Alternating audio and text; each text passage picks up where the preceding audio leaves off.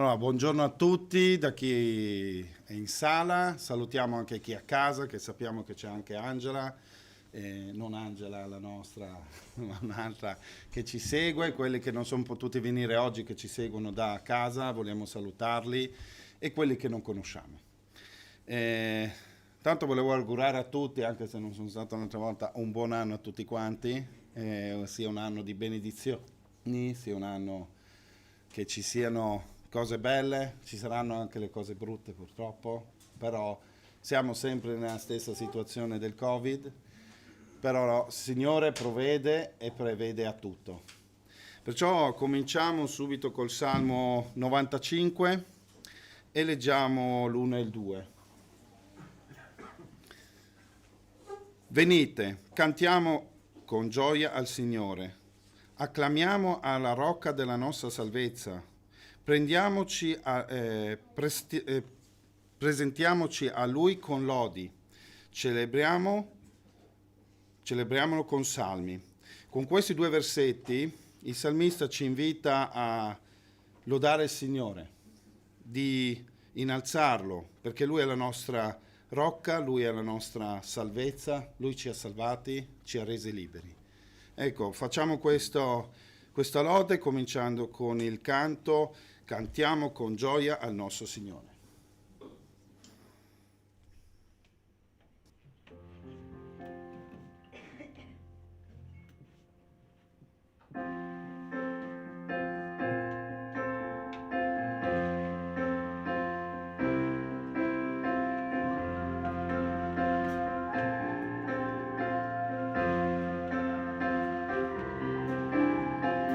Se cerchiamo lui ci risponderà, se cerchiamo lui si farà trovare, se non lo innalziamo lui ci innalzerà, tutti insieme noi diamo lode a Re. Cantiamo con gioia al nostro Dio, cantiamo con gioia al nostro Dio. Lui ci attira a sé, egli è qui con noi, diamo amore a lui e diciamo già, lui ci guarirà, ci perdonerà e la nostra terra risanerà. Cantiamo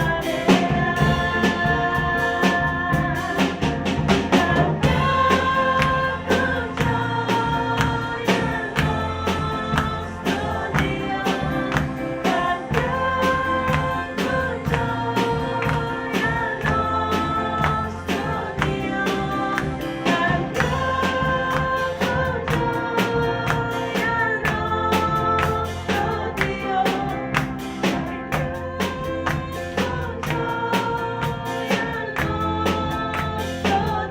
gioia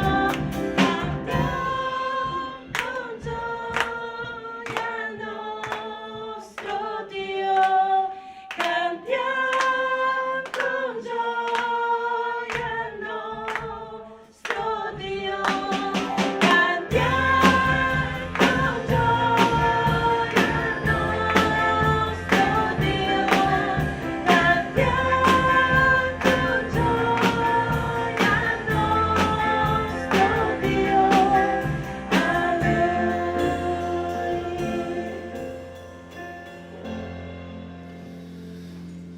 a Amen. Perché cantare con gioia al nostro Dio? Perché ci ha liberati e questo è sufficiente. Ci possono accadere tante cose, possono esserci dei momenti alti, bassi, ci può succedere anche di perdere delle persone, però cantiamo con gioia, perché queste persone, se hanno fatto la nostra scelta a quest'ora, sono in un posto molto più bello del nostro. Noi siamo qui ancora per lottare, loro sono col Signore a lodare. Perciò ringraziamo il Signore e questo canto veramente l'abbiamo fatto bene, ho sentito una bella energia e il Signore anche per chi ha avuto qualche problema. Perciò ragazzi ricordiamoci sempre di cantare con gioia, di guardare al Signore perché Lui non ci abbandona. Voglio continuare col Salmo 95 dal 3 al 5 e prendo questo Salmo qui facendo una domanda iniziale: perché dobbiamo adorare il Signore? Perché il Signore è la cosa più grande della nostra vita. Poiché il Signore è un Dio grande, un grande Re sopra tutti gli dei, nelle sue mani sono le profondità della terra e le altezze dei monti sono sue. Suo è il mare, perché egli l'ha fatti, e le sue mani hanno plasmato la terra asciutta. Questo ci riporta un po' anche alla Genesi, no? Perché la Genesi parla quando il Signore ha creato i mari, quando ha arretrato i mari per creare la parte ferma, che l'ha creata anche per noi. Perciò questo è un Dio grande, è un Dio potente, è un Dio che riesce a trattenere il mare, che molto spesso quando è fuori controllo diventa una cosa, uno tsunami, diventa una cosa che è incontrollabile, diventa un caos e lui lo ferma. Perciò un Dio che può fare questo, come può non fare con noi quello che per noi è più giusto? Anche se noi crediamo che non lo sia. Anche questa situazione della pandemia, siamo in una situazione in cui ci speravamo che quest'anno cambiasse un po' tutto, però il Signore in tutto questo caos ha il controllo. E questo rende il nostro Signore maestoso, e per questo voglio cantare proprio il canto Maestà.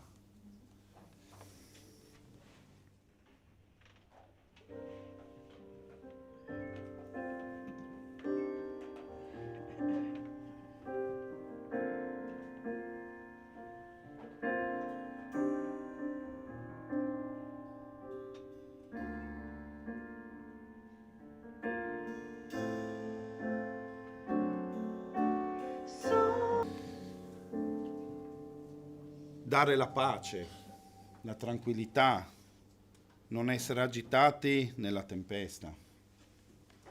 Per questo vogliamo continuare a leggere dal Salmo sempre 95, dal 6 fino all'11, l'ultima parte, e fa così: venite, adoriamo e inginocchiamoci davanti al Signore che ci ha fatti, poiché Egli è il nostro Dio e noi siamo il suo popolo, di cui ha cura. È il gregge che la sua mano conduce. Oggi, se udite la sua voce, non indurite i vostri cuori come a Meriba, che significa, la parola significa litigare, come nel giorno di Massa, che anche questa parola ha un significato ben preciso che significa alla prova, cioè mettere alla prova, nel deserto. Infatti il Signore in questa fase qui dove parla del deserto, dove noi veniamo praticamente forgiati fondamentalmente come credenti quando siamo nella difficoltà, quando siamo nelle prove, e in un certo senso litighiamo e mettiamo alla prova il Signore. Infatti continua: quando i vostri padri mi tentarono, mi misero alla prova, sebbene avessero visto le mie opere, 40 anni ebbi in disgusto quella generazione e dissi: è un popolo dal cuore traviato, essi non conoscono le mie vie, perché giurai nella mia ira, questo chiaramente parla il Signore, non entreranno nel mio riposo. Questo è un versetto, allora il Salmo 95 parte dal Salmo 93. Io ho scelto la seconda parte perché proprio parlava di questo deserto, dove noi molto spesso quando qualcuno è nella prova, il Signore ci mette molto spesso nella prova, ci mette dentro per forgiarci, per farci crescere. Però non ci abbandona, perché se noi leggiamo la storia del deserto, il Signore, quando il popolo di Israele, quando è stato liberato dall'Egitto, gli ha messo la nube durante il giorno, perché noi sappiamo che nel deserto quando fa caldo, non è il caldo che abbiamo noi, è il sole picchia in continuo. Lui ha messo proprio una nube, gli ha dato l'ombra, li ha tenuti protetti, anche se erano nella prova. Durante la notte che le temperature scendono ancora di più, cosa ha fatto? Gli ha dato il fuoco, gli ha dato la luce, perché è anche molto buio, li ha tenuti al caldo. E loro in questo si ricorda che loro si sono dimenticato di tutto quello che ha fatto il Signore, che quando camminavano sotto il sole c'era la nube, quando la notte faceva freddo il fuoco li scaldava, e comunque si ribellavano. E quante volte noi lo facciamo anche noi quando siamo nella prova? Ci ribelliamo, perché Signore mi dai questo, perché Signore è successo questo, perché c'è questa cosa. Oggi siamo in una prova personale o non personale, devo mettere la mascherina perché, ma che non mi va, non è possibile, sono i Novax, c'è un caos totale. E noi in tutto questo dove siamo? Perché anche se mettiamo la mascherina, anche se dobbiamo rispettare delle leggi, il Signore sopra di noi ci ha messo una nube. Quando fa freddo, quando siamo nella parte più intensa, ci riscalda, ci protegge. Il problema è che siamo noi che siamo distratti da questa situazione, perciò ricordiamoci che il Signore è lì per noi. E anche l'ultima parte, che potrebbe sembrare una cosa, è un popolo del cuore traviato, essi non conoscono le mie vie. E alla fine dice, non entreranno nel mio riposo. Non è una provocazione, il Signore invita. Quando il Signore dà un'affermazione, quando il Signore esclama un qualcosa, anche se sembra un puntare il dito, sembra una cosa, sei stato cattivo, no, lui nelle sue frasi, nel suo dare queste cose, c'è sempre un invito. Ravvedetevi, rivedete voi stessi, guardate cosa state facendo, dovete tornare a me, perché questo è quello che vuole il Signore, che noi torniamo a Lui. E facciamo anche questo canto, Santo è il Signore, perché solo Lui è santo. Amen.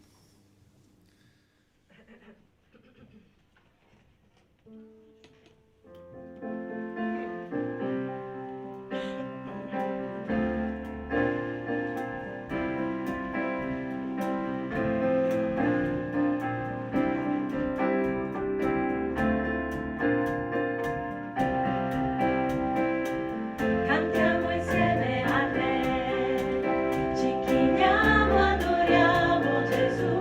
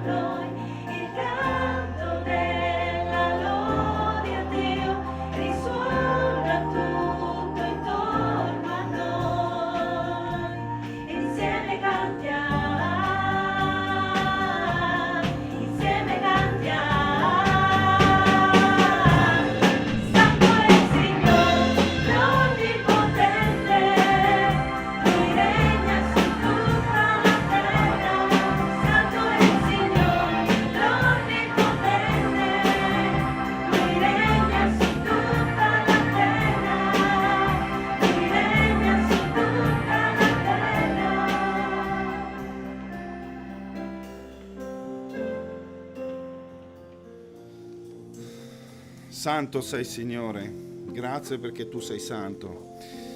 E qua, ritornando al deserto, non ho dato come salmo, cioè non ho dato come versetti, però noi vediamo due estremità del deserto. Vediamo il deserto passato dalla popolazione di Israele liberata dall'Egitto e vediamo Gesù che dopo essere stato battezzato viene portato immediatamente nel deserto.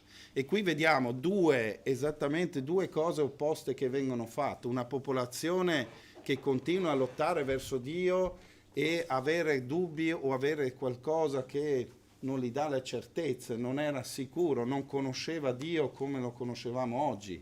Perché ricordiamoci sempre che tutto quello che noi raccontiamo del Vecchio Testamento e del Nuovo, noi ce l'abbiamo, come si diceva, su una Bibbia, e però quella volta lì non c'era e loro vivevano in maniera completamente diversa.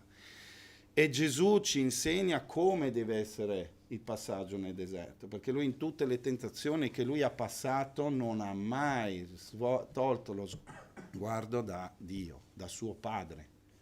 E non è perché Gesù era figlio di Dio, perché lo siamo anche noi, fratelli. Noi siamo stati chiamati figli di Dio, siamo stati chiamati suoi eredi, perciò non è che noi siamo esenti. Gesù è venuto qui per liberarci, per darci la vita eterna.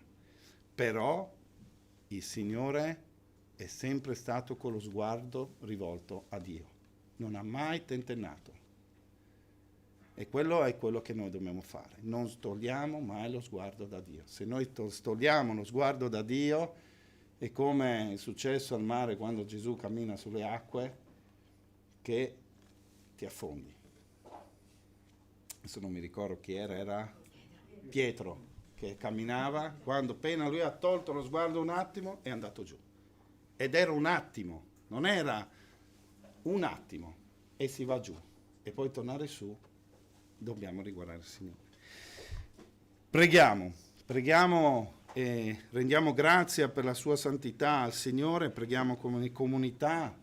Invito tutti quanti a pregare per veramente innalzare la voce e ringraziare il Signore per quello che ha fatto per noi, per come ci ha liberati, per come ci ha resi liberi. Signore, grazie Signore perché tu sei il nostro Padre, grazie perché tu sei il nostro Re, grazie perché tu sei un Dio grande, grazie perché Signore tu sei il nostro liberatore, grazie Signore perché tu provvedi al tuo gregge, perché tu provvedi alla tua popolazione. Grazie Signore perché tu tieni sotto controllo, hai tutto nelle tue mani Signore, anche se noi non lo vediamo. Signore grazie perché tu sei buono, grazie perché tu ci ami di un amore che è così grande che neanche l'universo intero può ottenere. Grazie Signore perché tu ci fai conoscere questo amore in piccole parti, Signore, perché se lo conoscessimo nella grande parte non riusciremo a trattenerlo, Signore. Grazie, Signore, perché tu ci sei vicino, Signore. Grazie, Signore, perché tu ci sostieni e ci dai la forza, Signore. Grazie, Signore, noi ti vogliamo lodare e ringraziare nel nome di Gesù. Amen.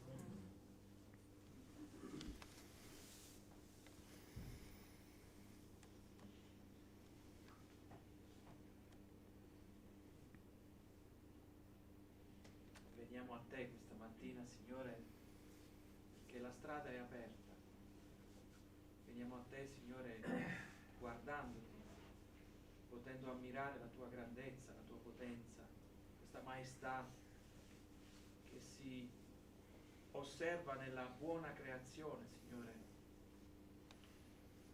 ma si osserva anche nelle nostre vite, perché sono state riconquistate a te per mezzo dell'opera del Signore Gesù. E questa mattina noi ti adoriamo, ti offriamo noi stessi, le nostre vite, rinnoviamo l'impegno per te, perché proprio nel cammino quotidiano possiamo sperimentare questa tua presenza, questa tua prossimità, la direzione che ci offri. Pertanto questa mattina, Signore, ti siamo grati per essere essere anche insieme come popolo davanti a te, questo popolo eletto e chiamato e salvato. Noi questa mattina gioiamo insieme, ci rallegriamo della musica, ci rallegriamo delle parole che sono intrecciate nella musica, ci rallegriamo, Signore, perché abbiamo l'unità nello Spirito, pertanto ti siamo riconoscenti per queste benedizioni nel nome del Signore Gesù. Amen. Sì, Signore, anch'io ti voglio ringraziare perché sei sempre vicino al mio fianco, Signore. Signore, sei la mano sicura che permette di vivere la giornata con serenità nel cuore, Signore. Signore, tu ci sempre ricordi che tu sei sempre con noi, non ci abbandoni mai. Noi ci dimentichiamo di tante cose purtroppo, ma tu, Signore, non ti dimentichi delle tue promesse. Noi, Signore, siamo qui ad adorarti e ringraziarti perché la tua forza, il tuo amore è forte dentro di noi. E proprio per questo motivo noi ti lodiamo e ti ringraziamo nel nome di Gesù. Amen.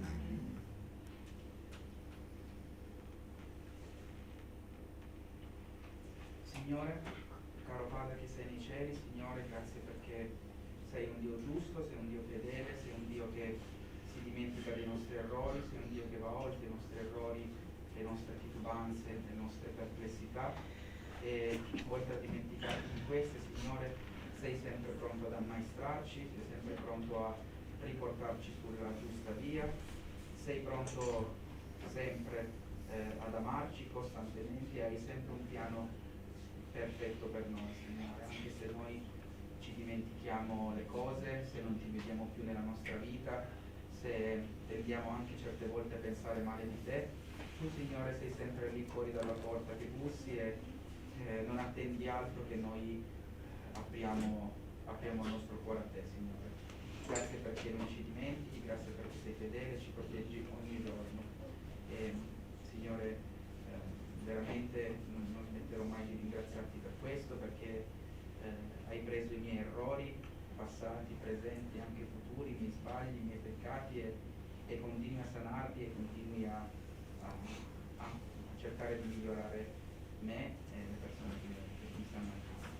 Grazie per questo, nel tuo santo nome. Amen. Amen.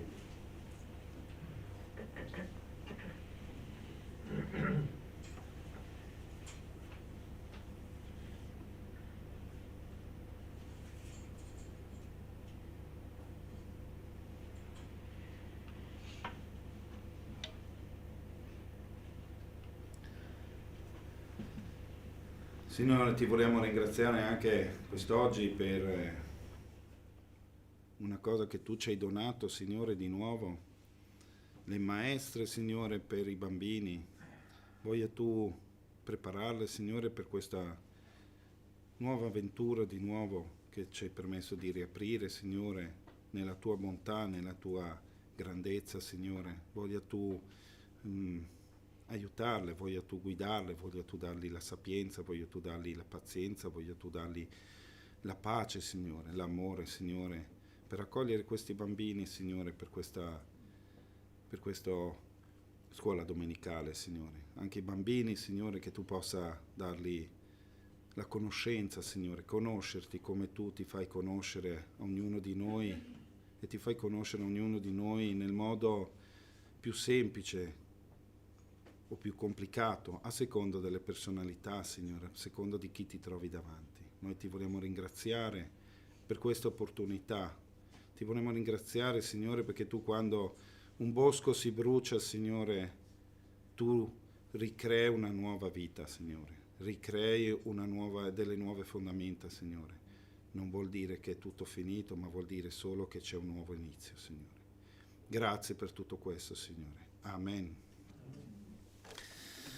Allora, prima di passare alla predicazione di Vito, che il Signore ci parlerà, ci insegnerà qualcosa di nuovo oggi, come fa ogni settimana, che sia bella o brutta, è sempre qualcosa che ci fa crescere. E prima di fare questo, voglio cantare Eterno Dio.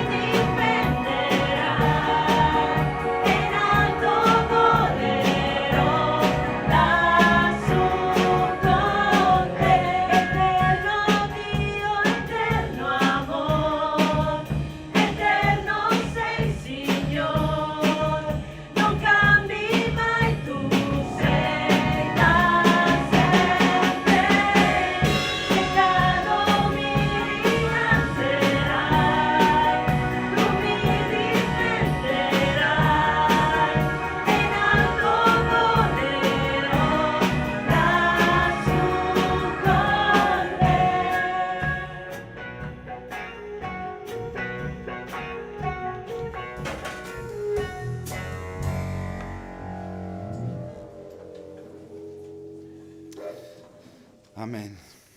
È bello vedere come il Signore in questo canto dice 3 cose fondamentali. Eterno, come eterno Lui è, perché Lui esiste da sempre e sarà sempre, che Lui ci ama in eterno, perciò non è solo l'attimo di questo mondo, ma è anche al di là, e questo ci deve rendere veramente gioia, e Lui ci innalzerà.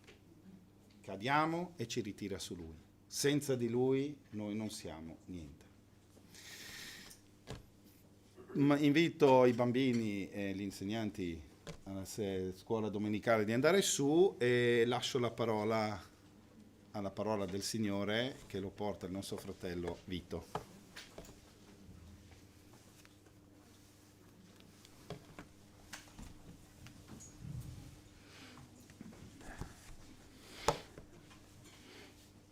Bene, buongiorno a tutti e preghiamo subito anche per questi bambini della scuola domenicale che oggi riprendiamo queste lezioni dopo tempo. Signore, noi siamo forti perché speriamo in Te, Signore, perché abbiamo la certezza in Te. Ti preghiamo anche per questi piccoli bambini, Signore, che sono coloro che sono visti dagli angeli, perché così sta scritto, che sono sempre davanti agli angeli. Signore, ti chiediamo di guidare le maestre con saggezza, ti preghiamo di guidare questi bambini a maturare e quando sarà il loro tempo a fare la scelta. Signore, vogliamo consegnarti questi bambini perché tu li ami con il tuo amore immenso e ti lodiamo perché tu già lo fai e ti lodiamo perché tu lo farai ancora anche quando saranno diventati grandi. Ti chiediamo, Signore, di benedire questa nostra piccola comunità di bambini. Sia benedetto il tuo nome, Signore, ti preghiamo di guidare anche le parole che saranno dette affinché tutto provenga da te e nulla provenga da scienza umana che è sempre fallibile, Signore. Ti preghiamo nel nome di Gesù Cristo, potente Salvatore risorto. Amen. Dunque ci siamo incontrati con l'analisi di Timoteo e anche se ormai abbiamo assimilato, penso, capitolo 1 e parte del capitolo 2, vi ricordo che abbiamo visto che la preoccupazione dell'Apostolo Paolo, che scrive questa lettera, è quella di sottolineare che bisogna stare attenti alle dottrine diverse.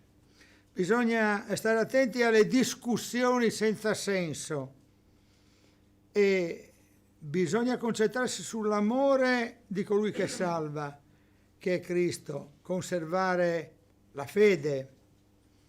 Abbiamo trovato anche che è importante pregare per tutti e quando l'Apostolo intende per tutti, intende veramente per tutti gli uomini e sottolinea anche per coloro che sono in autorità, coloro che sono i re, i principi. Abbiamo messo in evidenza appunto che pregare in modo obbediente significa pregare con mani elevate verso il cielo, che non vuol dire che fisicamente dobbiamo sempre fare questo gesto, anche se possiamo farlo, ma vuol dire che dobbiamo avere il nostro spirito elevato verso il cielo, senza dispute e senza ira, abbiamo trovato. Se io arrivo qui dentro e sono arrabbiato col vicino di casa perché ha fatto il falò anche se non è consentito, non è vero, non è il mio vicino di casa, non fa queste cose, se io sono arrabbiato col vicino di casa, io arrivo con un'amarezza che non funziona. E allora senza ira e senza dispute. E oggi parleremo della preziosa collaborazione della donna in un ambito in cui la discussione nel quadro delle chiese evangeliche è sempre stata piuttosto intensa. È corretto pensare che la donna è una figura assolutamente importante nei suoi rapporti con l'uomo, nei rapporti con la Chiesa, e in questo senso Prima Timoteo ci fa vedere alcune cose che dobbiamo considerare, e dobbiamo considerare nel quadro non soltanto di Prima Timoteo, ma in un quadro generale di rilettura della figura femminile. E così leggiamo innanzitutto Prima Timoteo, il capitolo è il secondo. I versetti sono, lo riprendo dall'8 ma soprattutto dal 9 al 15. Ecco, cominciamo direttamente al numero 9, dato che appunto è questo indicato da me nella fase precedente per che fosse messo online, perché il versetto numero 8 dice: io voglio dunque che gli uomini preghino in ogni luogo alzando mani pure, senza ire, senza dispute, come avevamo detto, allo stesso modo. E adesso ci concentriamo su allo stesso modo. Le donne si vestano in modo decoroso, con pudore e modestia, non di trecce e d'oro o di perle o di vesti lussuose, ma di opere buone, come si addice a donne che fanno professione di pietà. La donna impari in silenzio, con ogni sottomissione, perché non permetto alla donna di insegnare né di usare autorità sul marito, ma stia in silenzio. Infatti Adamo fu formato per primo e poi Eva, e Adamo non fu sedotto, ma la donna, essendo stata sedotta, cadde in trasgressione. Tuttavia sarà salvata partorendo figli se persevererà nella fede, nell'amore e nella santificazione con modestia. Mi faceva riflettere l'introduzione del fratello Davide Taccher l'altro giorno, domenica scorsa, quando disse: io ho un grande nemico. È vero, noi tutti abbiamo un grande nemico, non è vero che non abbiamo nemici, anche se i nostri vicini di casa sono gentili e cordiali, e i nostri colleghi anche. E noi abbiamo il nemico, il diavolo. La donna ha come nemico il diavolo. E l'uomo? Punto di domanda. Abbiamo nel diavolo un nemico? E quindi questo ci fa pensare subito al contesto in cui dobbiamo considerare questa figura femminile di cui si parla, e la dobbiamo considerare anche nel suo rapporto con l'uomo, anche se in questo contesto qui si parla della donna nella Chiesa, nell'atto di culto, nella preghiera, giusto atteggiamento, il vestito. Si deve rendere conto, le signore, le signorine, devono rendersi conto che non stiamo andando a una sfilata di moda. Il vestito non deve attirare attenzione su di sé.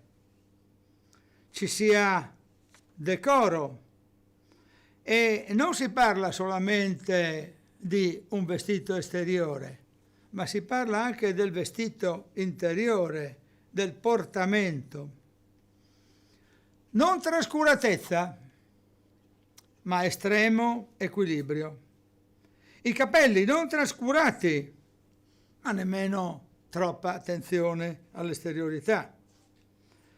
Voglio farvi vedere un passo della sposa nel Cantico dei Cantici, che indossa gioielli d'oro e d'argento. Cantico dei Cantici, capitolo 1, versetti 10 e 11. Le tue guance sono belle, in mezzo alle collane, il tuo collo è bello, tra i filari di perle, noi ti faremo delle collane d'oro, con dei punti d'argento.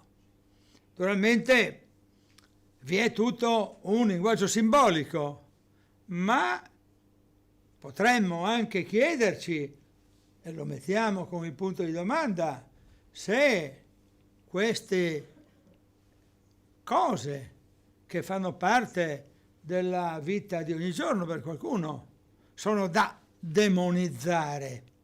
È da demonizzare una collana? Punto di domanda. In Genesi 24:53 leggiamo che Rebecca fu omaggiata con oggetti d'oro e d'argento e con vesti. Quindi spesso ci si richiama a queste oggettualità. In Isaia si trovano due aspetti: il vestito interiore, quello che più conta, ma anche la veste esteriore, che è un gradevole completamento nella capacità di comprendere però la priorità dell'abbigliamento interiore. Leggiamo in Isaia, il capitolo 61, versetto 10.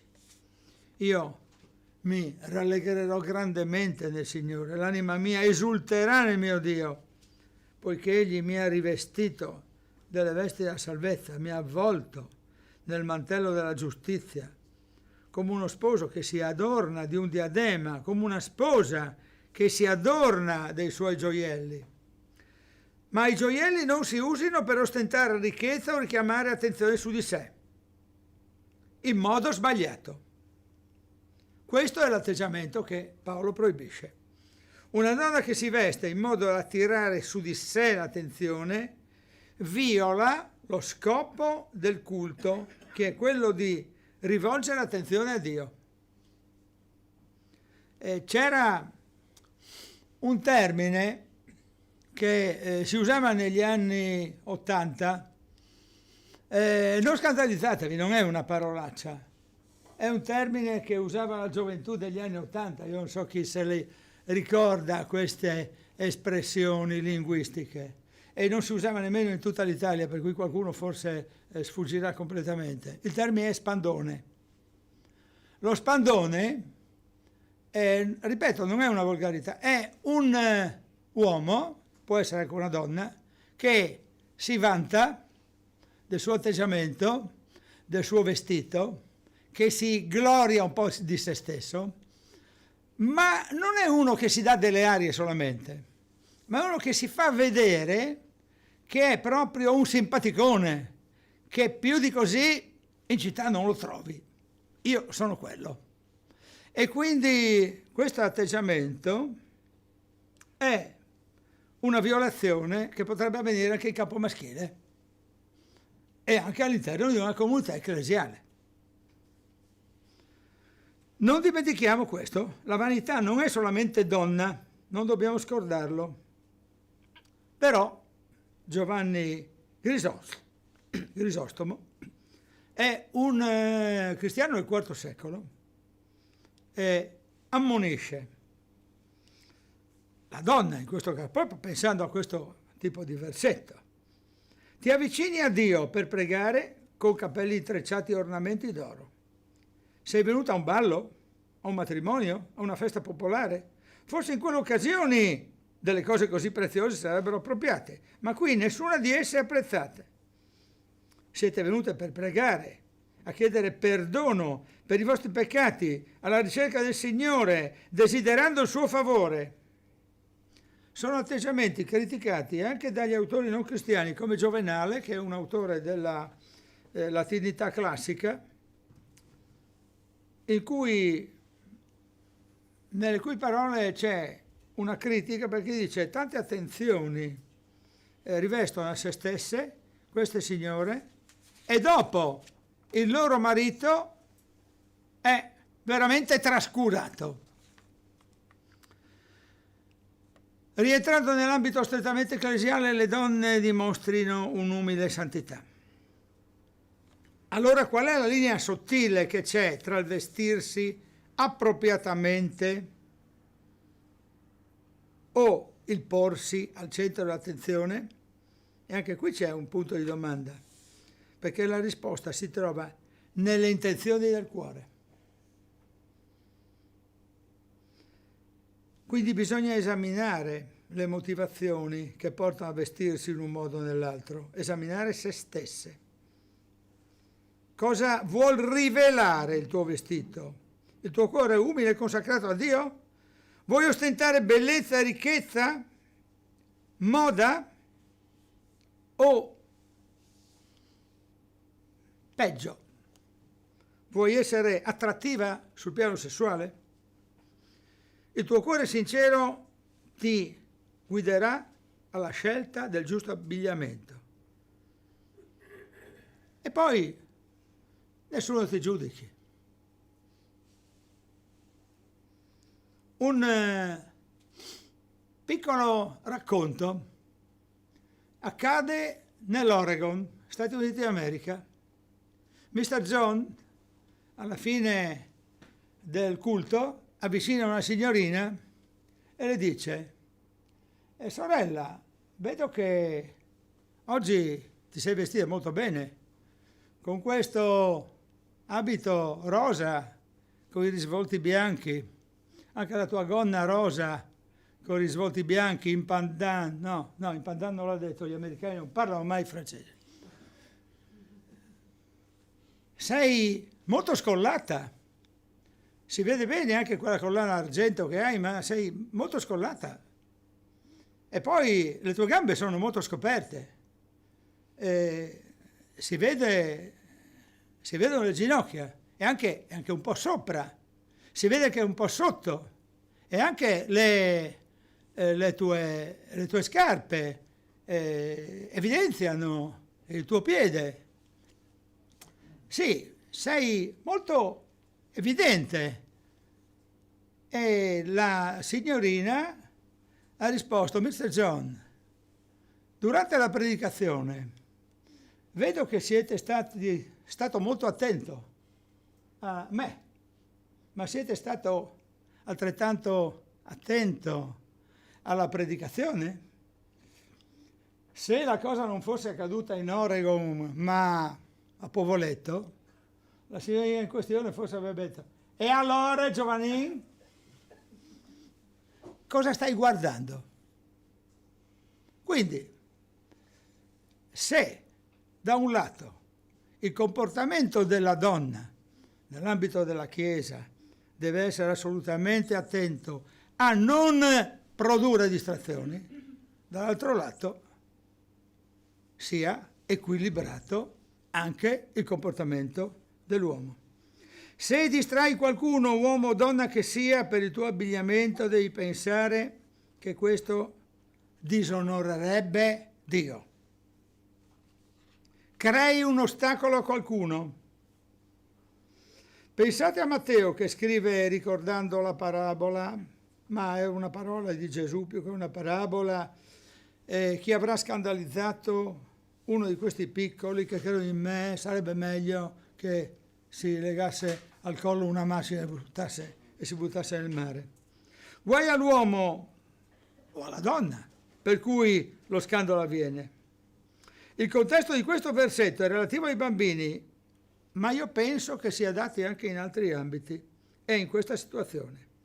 E allora le donne si vestono con modestia, con equilibrio, con autocontrollo, che vuol dire modestia, e si vestano di opere buone, si adornino di quelle. La sostanza è il comportamento. Un breve episodio mostra una grazia tutta femminile. Lo troviamo in Genesi 24. Prima facevo riferimento ad altri versetti, adesso voglio darvi il 24 dal 16 al 20. Si parla ancora una volta di Rebecca. La fanciulla scese alla sorgente, riempì la brocca e risalì.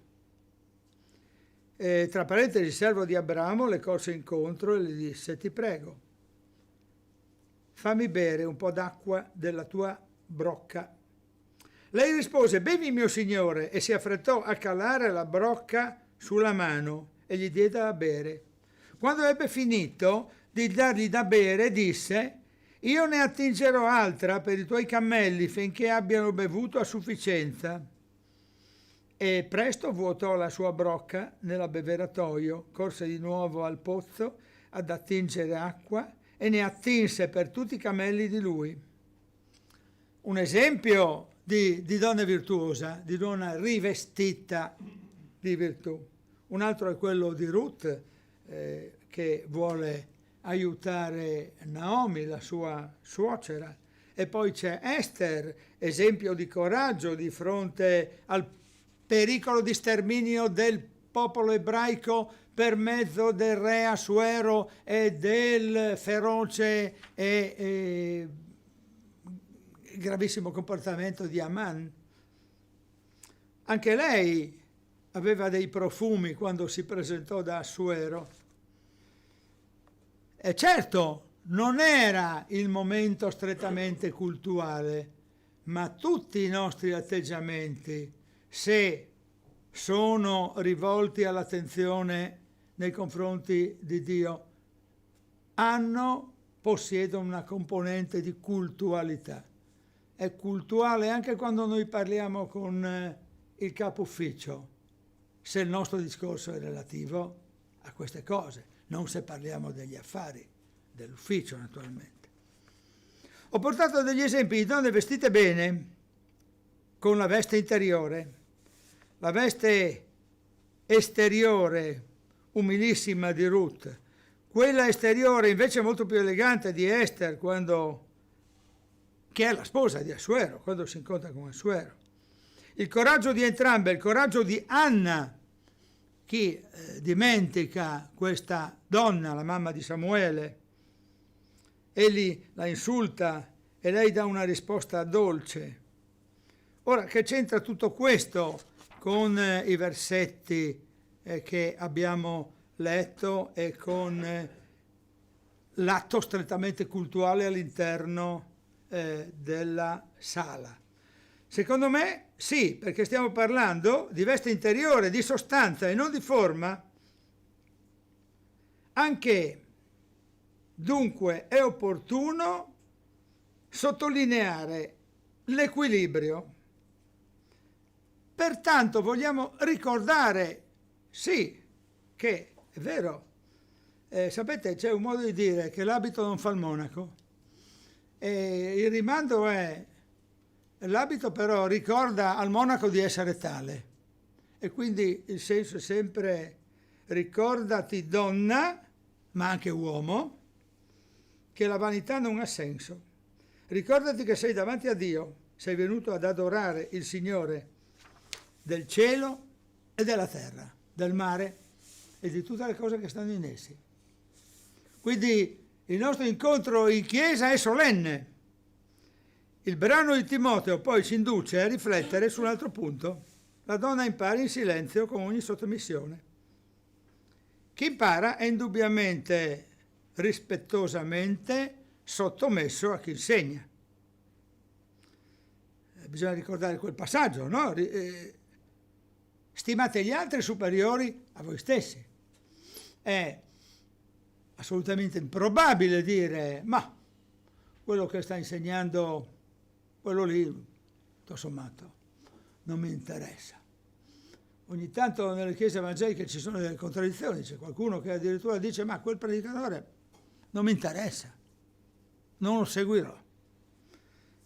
Ognuno è responsabile davanti a Dio della gravità di questa affermazione. La donna dunque impari e stia in silenzio quando i conduttori parlano e insegnano. È una forma di ordine. Se ognuno commenta, parla ad alta voce, interrompe. Nei giorni scorsi ci siamo incontrati per un progetto culturale e nessuno ha capito niente. Alla fine di 20 minuti di chiacchierata, perché ognuno dice chi parlava veniva interrotto e chi interrompeva veniva a sua volta interrotto, E ogni tanto succede anche nei mondi culturali dove le persone hanno un certo livello di istruzione, che ci sono queste contraddizioni. C'è sempre, in Lombardia dicono il parun della melonera, no? Il padrone del campo dei meloni, che sa più degli altri, e quindi si interrompono l'uno l'altro. E allora questo atteggiamento ha determinato uno scolamento, tra parentesi. Gli uomini interrompevano molto più delle signore, tra parentesi. Comunque, fatto sta che non siamo in un circolo culturale, non siamo in un partito politico, siamo di fronte a Dio. E quindi la massima attenzione a quel silenzio ordinato. In Chiesa può accadere ugualmente, appunto, contestazione, confusione, e quindi la donna impari in silenzio. Domanda, e l'uomo? Qualcuno sta in silenzio, ma in quel suo contesta. Anche qui, la donna stia in silenzio nel suo cuore, perché se mentre stai in silenzio stai pensando dentro di te, che luoghi comuni che sta dicendo costui, e queste preghiere tutte uguali, e i canti, se stai in silenzio dentro di te ma stai lamentandoti, allora è come se tu parlassi, se tu facessi confusione, e quindi il tuo silenzio deve essere un silenzio attivo. Deve essere un silenzio di qualità, rivolto al culto e al rispetto che devi non a chi parla, ma al Signore. Un silenzio attivo. Guarda ancora l'invito rivolto alle donne, vale anche per gli uomini, punto di domanda? Del resto, chi insegna ha studiato, ha una preparazione che gli devi riconoscere. Non riconoscere colui che insegna è un atto di immaturità spirituale, forse. E poi, come i ragazzi a scuola che qualche volta non hanno tempo di insegnare, di imparare dall'insegnante, ma si distraggono. Ma tu non sei più un ragazzo di scuola. Se non mi segui quando parlo, potrei non accorgermi. Io non leggo nella tua anima, anche se dopo 37 anni di onorato servizio nella scuola superiore italiana, ogni tanto al volo vedo chi non mi sta seguendo. Molte volte no. Io non mi accorgo, il Signore si accorge. E allora che cosa stiamo facendo? E la maggior parte delle volte non ci si accorge nemmeno di chi è molto suadente. E io, che ero un filibustiere, quando ero a scuola, molto spesso, soprattutto in certe lezioni che mi in cui l'insegnamento era per me più faticoso e disinteressato, ed è sbagliato, sono studenti qui, non ascoltatemi, chiudetevi le orecchie per 3 minuti e mezzo, matematica, fisica, chimica, ma io guardavo l'insegnante e facevo, aspetta, certo, ma il mio cuore non era lì, la mia testa non era lì, e questo è sbagliato a scuola. Adesso potete riaprire le orecchie, questo è sbagliato. Io ho chiesto perdono a Dio anche per questo atteggiamento, perché non era corretto, era furbo, tanto in quelle altre materie facciamo lo scivolo e andiamo via bene. E quindi il silenzio deve essere attivo, non deve essere passivo, ma anche in una sala di culto ci può essere questo silenzio passivo, di donne, forse anche di uomini, che guardano,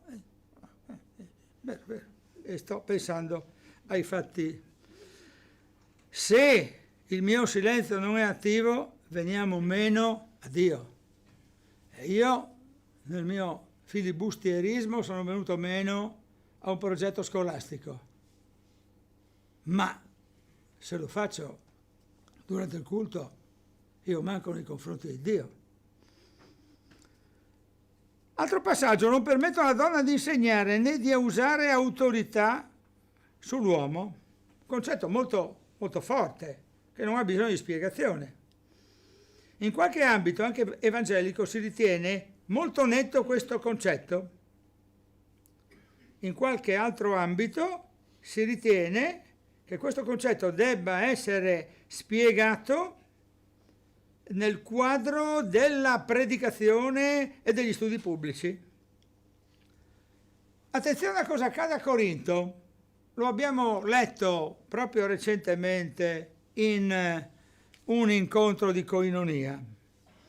Andiamo ad Atti 18. I versetti sono tra 24 e 28. Ora, un ebreo di nome Apollo, oriundo di Alessandria, uomo eloquente e versato nelle scritture, arrivò a Efeso. Egli era stato istruito nella via del Signore ed essendo fervente di spirito annunziava ed insegnava accuratamente le cose relative a Gesù, benché avesse conoscenza soltanto del battesimo di Giovanni. Egli cominciò pure a parlare con franchezza nella sinagoga, ma Priscilla e Aquila, dopo averlo udito, lo presero con loro e gli esposero con più esattezza la via di Dio. Poi, siccome voleva andare in Acaia, i fratelli lo incoraggiarono e scrissero ai discepoli di accoglierlo. Giunto là, egli fu di grande aiuto a quelli che avevano creduto mediante la grazia di Dio, perché con gran vigore confutava pubblicamente i giudei, dimostrando con le scritture che Gesù è il Cristo. Priscilla e Aquila. Mi ha anche sorpreso il fatto che Priscilla fosse citata nel testo prima di Aquila. Aquila è il marito e lei è la moglie, e mi ha sorpreso perché di solito queste galanterie non si usano, no? Quando ci troviamo sulla porta, prego esci prima tu, diciamo alla signora, non è una galanteria, forse c'è qualche cosa di più, forse, nel senso che forse Priscilla ha qualche cosa di più proprio da sottolineare che è Aquila. In ogni caso entrambi. Ah sì, quindi questo spiega che ci sono anche delle variazioni nelle edizioni, no?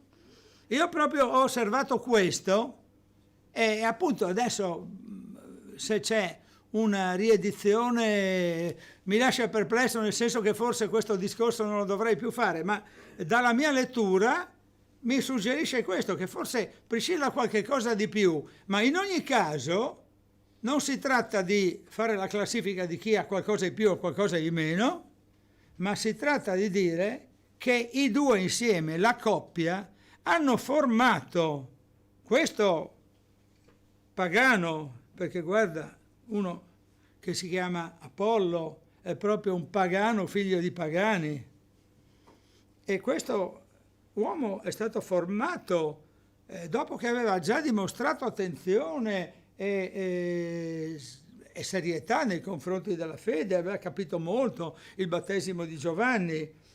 Gli esposero con più esattezza, i due espongono con maggiore esattezza. Lo misero in movimento e determinarono che egli poi portasse dei frutti. No, la donna, secondo una visione abbastanza scritturale, non deve avere ruolo di anziano non deve avere il ruolo di pastore. Questo io lo vedo scritto con un'assoluta chiarezza. Ha un ruolo di diverso genere. Però anche sull'insegnare si potrebbe sottolineare alcuni aspetti. E un commentatore che ho letto in questi giorni mi parla di una voce verbale che implica non un divieto alla donna di insegnare in condizioni specifiche e appropriate, ma il divieto alla donna di usare autorità sull'uomo. Le donne possono insegnare alle altre, per esempio. Infatti in Tito, capitolo 2, versetti 3 e 4, le donne anziane siano maestre, quindi insegnanti, nel bene e incoraggino le giovani ad essere sagge, caste, diligenti nei lavori domestici, buone, sottomessi ai loro mariti, perché la parola di Dio non sia disprezzata. Quindi questo stare in silenzio non vuol dire nemmeno che non devono pregare, piuttosto che non devono guidare il tempo di preghiera durante il culto pubblico in chiesa. Poi possono anche avere il dono di parlare in pubblico, per esempio nel campo della missione le donne svolgono ruoli significativi, lo abbiamo visto anche noi con le sorelle che sosteniamo missionarie. Le donne non guidano la comunità né i loro mariti, ma sono un aiuto convenevole. Come rinunciare a questo apporto? Pensiamo alla donna dei Proverbi, i versetti tra 10 e 31 di Proverbi 31, se volete li leggiamo insieme. Seguo sul video. Una donna virtuosa, chi la troverà? Il suo pregio sorpassa di molto quello delle perle. Il cuore di suo marito confida in lei ed egli non mancherà mai di provviste. Lei gli fa del bene e non del male tutti i giorni della sua vita. Si procura lana e lino e lavora gioiosa con le proprie mani.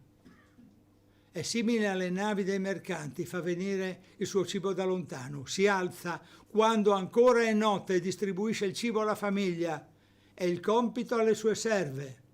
Posa gli occhi sopra un campo e l'acquista, con il guadagno delle sue mani pianta una vigna, si cinge di forza i fianchi e fa robuste le sue braccia.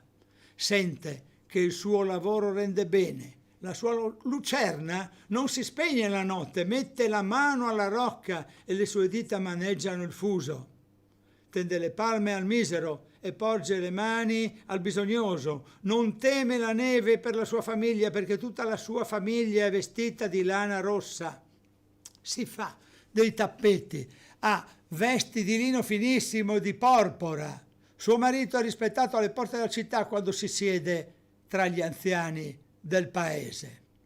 Fa delle tuniche e le vende, e delle cinture che dà al mercante. Forza e dignità sono il suo manto e lei non teme l'avvenire. Apre la bocca con saggezza e ha sulla lingua insegnamenti di bontà.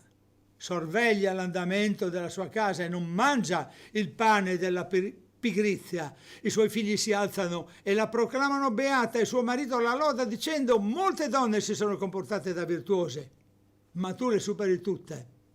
La grazia è ingannevole, la bellezza è cosa vana, ma la donna che teme il Signore è quella che sarà lodata. Datele del frutto delle sue mani e le opere sue la lodino alle porte della città. Sentite un po' che prerogative ha questa donna: capacità di gestire, volontà di lavorare, senso di solidarietà, induce al rispetto del marito e sicurezza per l'avvenire è riconosciuta al marito. È veramente l'aiuto convenevole. Quindi non è vero che la parola è antifemminista o antifemminile. La parola è sempre il risultato di un grande equilibrio. Poi Paolo stabilisce dei ruoli, ecco, in questo brano che abbiamo letto, e mette in evidenza che Adamo non fu sedotto, scrive l'Apostolo, ma la donna, essendo stata sedotta, cade in trasgressioni. Questo però non diminuisce la responsabilità di Adamo. Analizza il momento in cui Eva usurpò il ruolo di guida. Non occorre che lo leggiamo, lo conosciamo bene, questo passo di Genesi 3, versetti 1 e 6. Tuttavia sarà salvata partorendo figli, se persevererà nella fede, nell'amore e nella santificazione con modestia. Mentre scorrono le immagini, leggiamo la seduzione del serpente, la donna che fu sedotta, ma ripeto, la responsabilità di Adamo c'è. Andando oltre, ecco, e quindi superando questo brano che sta andando in video, partorendo figli e perseverando nella fede, nell'amore e nella santificazione con modestia. Secondo me qui la parola chiave è la modestia, perché naturalmente l'Apostolo non può credere che soltanto le donne che partoriscono figli possono salvarsi. Quindi ancora una volta dobbiamo prendere la parola di Dio con il giusto equilibrio nelle nostre mani. Quindi la donna che si salverà partorendo figli non sottintende che la salvezza non è per grazia, la salvezza è solo per grazia, è l'accettazione dell'essenza umana del peccato e quindi è l'affermazione, tutto il contesto della parola, che Cristo e che solamente la croce determinano la salvezza. Ma si intende qui che la donna deve educare i figli alle vie del Signore, essere perseverante, avere sempre dignità e avere sempre equilibrio. Preghiamo per chiudere il nostro incontro e poi passiamo al pane e al vino. Signore, la tua parola, la tua soltanto, faccia vedere qual è il punto di equilibrio, qual è il punto di sapienza, perché le nostre parole non basteranno per definire la sapienza. Signore, insegnaci ogni giorno.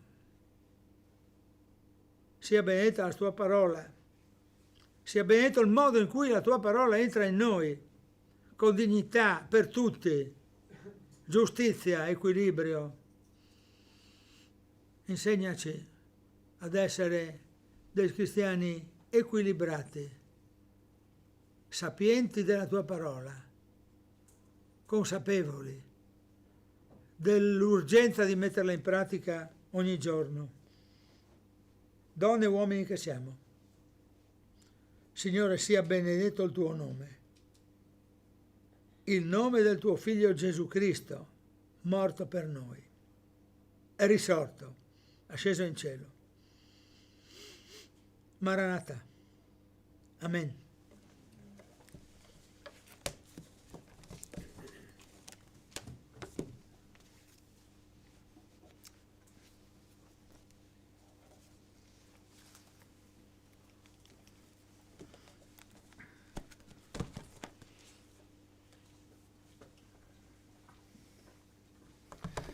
Amen. Per dire proprio quello che mentre Vito parlava mi veniva in mente e avevo nel cuore, non so perché, se mi permettete ve lo racconto. Un film che ho visto lunedì, penso che era su Rai 1, e di quel film mi ha colpito una cosa, che un cieco in un letto che stava per non è che stava per morire, aveva dei problemi che poi nel film poi andrà alla morte, no? Però lui dice a questa persona cristiana, che è entrato in quella stanza per caso, cioè per caso, Signore, non c'è niente per caso, lui dirige sempre dove devono andare le persone, però lui è entrato lì e lui gli fa una domanda, gli dice: tu chi sei? Noi chi siamo? Io sono Clara Gianni, sposato con la fa di Carla, ho 2 figli, Gioele e Gabri. Ma nel Signore noi chi siamo? Io sono solo un padre di famiglia? Cosa siamo? Siamo figli di Dio. Noi siamo parte di Dio. E questa cosa qua mi ha colpito, è una cosa che quando il Signore colpisce, in un certo senso le emozioni vengono fuori, no? E in quel momento lì, quando guardavi questo film, ti viene da piangere in un certo senso, perché ti rendi conto di aver qualcosa che non va, no? E nella mia indole, per come io sono stato cresciuto, eccetera, un uomo che piange non è in discussione, cioè non esiste. Un uomo non può piangere. Perché? E questo mi ha trattenuto e questo mi ha tolto una benedizione. Perché in quel pianto, se avessi pianto in quel momento, probabilmente mi sarei liberato di un qualcosa. Avrei avuto una benedizione dal Signore. Invece io mi sono fatto influenzare da quello che mi hanno insegnato. Questo è importante e questo determina chi siamo. E un'altra cosa che mi ha colpito è stato il Signore fa e ci porta in una situazione per venire a Lui, perché il suo scopo è che tutto il mondo si salvi. E quest'uomo dice una cosa: il Signore mi ha portato il non vedere, diventare cieco per vedere di nuovo. Lui è diventato cieco per vedere. Vedere cosa? Vedere la realtà, vedere Dio, vedere cos'è importante in questo mondo e cos'è che ci porta avanti in questo mondo. Questo è quello che, per dare anche un esempio, quando uno ascolta o non ascolta, quello che mi è rimasto nel cuore, perché questo film mi ha colpito su questo ambito. Fino a poco fa, vabbè, un bel film, bello quello quell'altro. Oggi ho realizzato una cosa molto importante, e quando si realizza una cosa bisogna cambiare. Ho voluto condividere questa cosa con voi perché, e anche con chi è da casa, non ho voluto chiudere la diretta perché penso che questa è una cosa importante. E vi voglio lasciare con questa domanda. Dopo faremo il canto ciò che Dio ha fatto per me, ok? Ed è molto relativo a quello che sto dicendo. Io vi lascio con questo: chi siamo? Non nel mondo, chi siamo nel Signore, chi siamo per il Signore. Riflettiamoci. Cantiamo ciò che Dio ha fatto per me. E con questo saluto chi è da casa e ci vediamo